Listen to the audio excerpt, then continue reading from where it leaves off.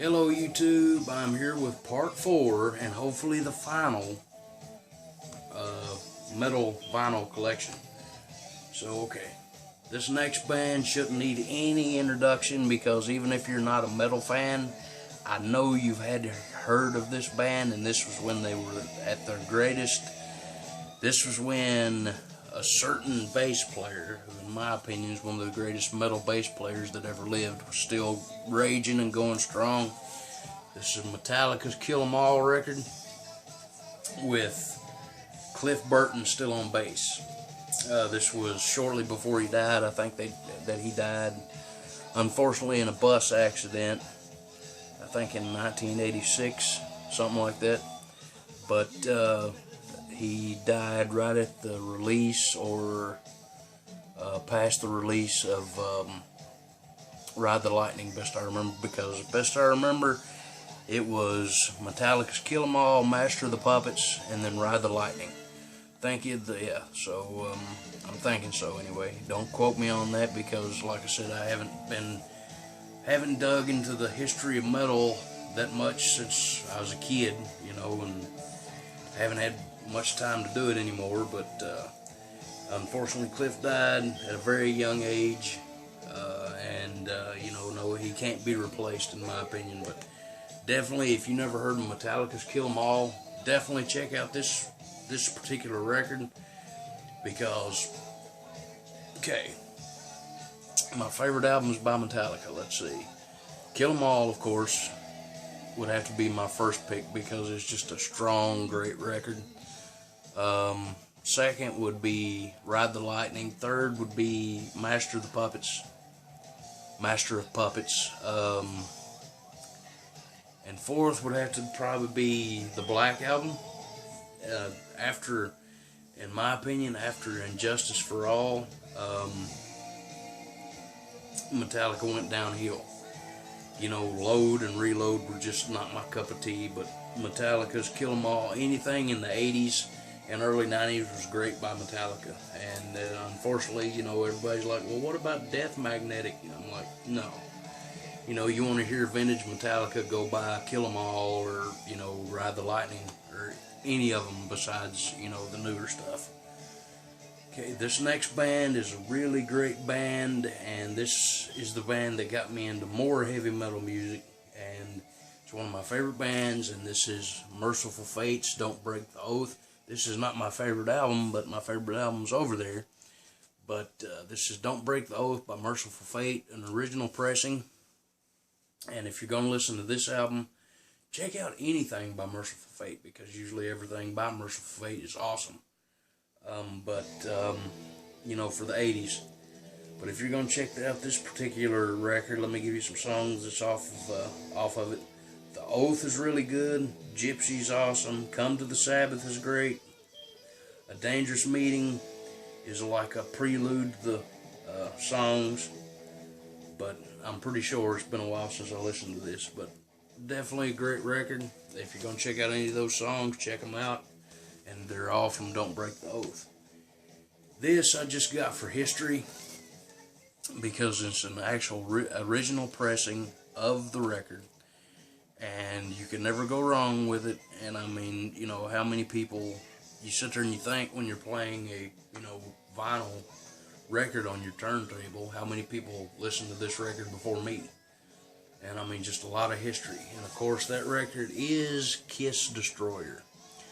I don't think these guys need an introduction because, I mean, who hasn't heard of Kiss? You know, Gene Simmons and, you know, Paul Stanley. But my personal favorite, Ace Frehley. Ace is an awesome guitarist. Everybody says that Gene and Paul were dicks to Peter and Ace. I'm not real sure. But, you know, it was a great band when they lasted, and before, you know, they brought in all the new members and everything like that. It was, you know, Kiss just wasn't the same after, you know, after Peter and Ace left. But, you know, sometimes you got to make decisions, and sometimes they're not the best. But this is an awesome album with all 4 original members. Great record. And I mean, if you want to check out these songs, I mean, Detroit Rock City, you know, King of the Night, King of the Nighttime World, God of Thunder, you know, and Shout It Out Loud, Beth, you know, all the classics are on this record.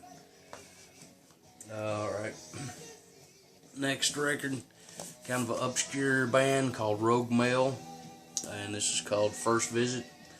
It's an alright band. I mean, more rockish than metal, kind of metal and rock combined. But yeah, this Rogue Male, nothing really special. Okay, this next band I really enjoy, and they're like a rock, low kind of, you know, rock metal type band that's got the soothing metal, if you can describe a song like that. It's called Crimson Glory, and this is Transcendence. Great record. If you're going to listen to anything by Crimson Glory, I definitely recommend Lady of Winter. Great song, and Where Dragons Rule is a really cool song too. So this is a really good album. That's Crimson Glory. Okay, next one is again a black metal band that a lot of people, you know, don't want to listen to or never heard of. But I mean, and you gotta have, like I said before, I can't stress this enough, you gotta have a taste for black metal and bands like DRI and stuff, because it's definitely faster, more deeper vocals, you know, sometimes, you know, double bass drums and really loud. So I mean, if you guys are gonna listen to any black metal band, I definitely suggest Dimmu Borgir. This is the album Death Cult Armageddon. Great album, great band, but not everyone's cup of tea. I actually got the privilege of seeing these guys live in Ohio at a venue called Bogarts in Cincinnati. Definitely a great show. They definitely played really good, and definitely suggest you check them out. Next one, thrash metal. Juggernaut, Baptism Under Fire. Great band, great record. So it's really cool. I suggest these two. I mean, really good 80s metal. So there's that one. I had trying to go through this quick, guys, because I think I'm already going to be on the 5th video. But alright, next one we have Sepultura, Morbid Visions. If any of you guys like hard, heavy metal, you've definitely heard of Sepultura. Great band, some really intricate guitar work with the riffs and the solos. And I mean, you know, if anybody sits there and says, well, it's just loud, you know, racket that you're playing, Sepultura will make you think twice of that, because I mean, there's just so many riff changes and intricate parts to riffs that it's just crazy. I've been playing guitar now for about, I'm going to say 15, 16 years, and I'm a pretty good guitar player, but there's no way I can, you know, play some of these guys' riffs that they play on this record. But Sepultura, Morbid Visions, great record. Anything basically by Sepultura is great. Next one we have Blind Illusion, great band. This is the Sane Asylum. And like I said, more along the lines of the thrashy style metal bands of the 80s and early 90s, but great band. Definitely suggest you check out some Blind Illusion on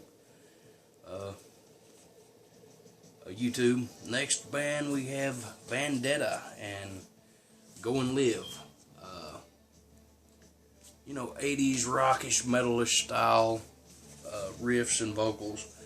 But not a real bad album, but you know, it's not something that I could listen to on a daily basis. But there's that record. Okay, next record, and I'm going to do a part 5, but it'll be really quick, guys. But the next one is Rage, Execution Guaranteed. More along the lines of like a, you know, glam type metal band. But, you know, pretty good album. So this Rage, Execution Guaranteed.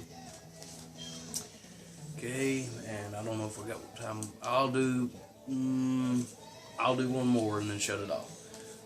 This next one is, of course, The Possessed. The Eyes of Horror. Like I said, guys, before, you got to have a taste for this. And, you know, I showed you Possessed 7 Churches. Possessed 7 Churches, to me, is the best album they did. So, I mean, if you're going to check out anything by Possessed, check out 7 Churches first. Okay, I'm cutting this video here, guys, and the next one, I've just got like 4 or 5 more to show, so it'll be quick. If you're still sticking with me, thank you, guys. I appreciate it, and I'll see you in just a second.